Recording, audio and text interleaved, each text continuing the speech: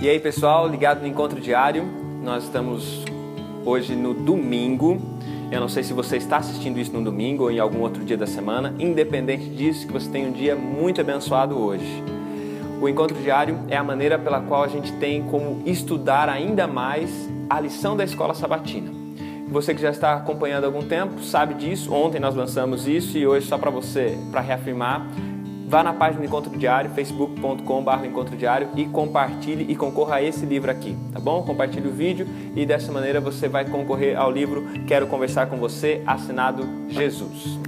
Durante a semana, nós estamos conversando um pouquinho sobre Cristo e a relação dele com a tradição religiosa da época.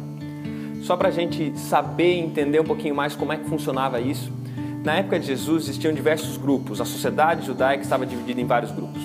Um desses grupos que merece uma atenção especial de Cristo e que aparece de forma recorrente no discurso de Jesus é o grupo dos fariseus.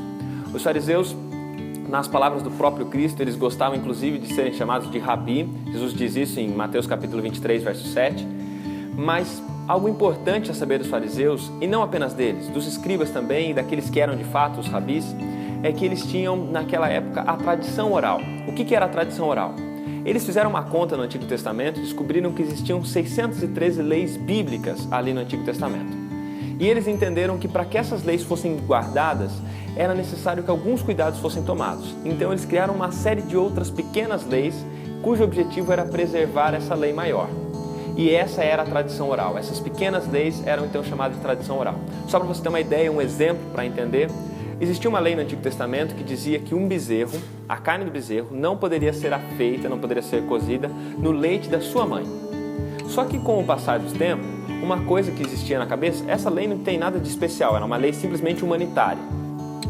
Com o passar do tempo, as pessoas começaram a se questionar, e os fariseus fizeram esse questionamento, os rabis fizeram esse questionamento. E se eu tenho a carne de um bezerro e eu vou assar no leite, mas eu não sei se é o leite da mãe, eu comprei de lugares diferentes, como é que eu vou saber? Eles criaram a seguinte lei. Qual que era uma das leis que eles criaram? Não se come carne com leite. Essa foi a maneira que eles entenderam que era o caminho pelo qual essa lei que existia no Antigo Testamento não seria transgredida.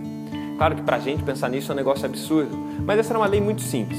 Existia uma outra série de pequenas leis, de tradições que cercavam a lei moral, as cerimônias religiosas. E Jesus, quando falou sobre essas leis, e várias vezes nós vemos Jesus mencionando a questão da tradição e da maneira como os fariseus vendiam essa tradição para o povo.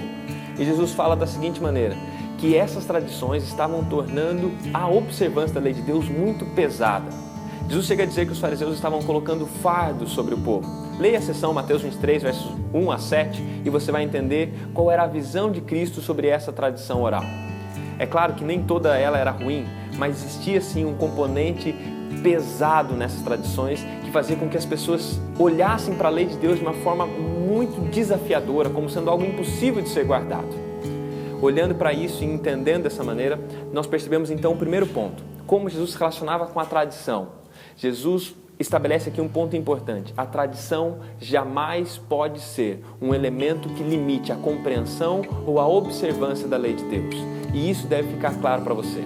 Ao olhar para as tradições que existem hoje, é essa lição que a gente deve ter muito clara na nossa mente. A tradição não pode, lembre-se disso, limitar a observância da lei de Deus, não pode tornar ainda mais pesado guardar e observar a lei de Deus, porque o próprio Cristo disse que os mandamentos dele não são penosos. Que Deus te abençoe. Amanhã a gente continue a nossa conversa sobre Cristo e a tradição religiosa. Um bom restante de dia para você, noite ou tarde, e amanhã a gente conversa mais. Deus te abençoe.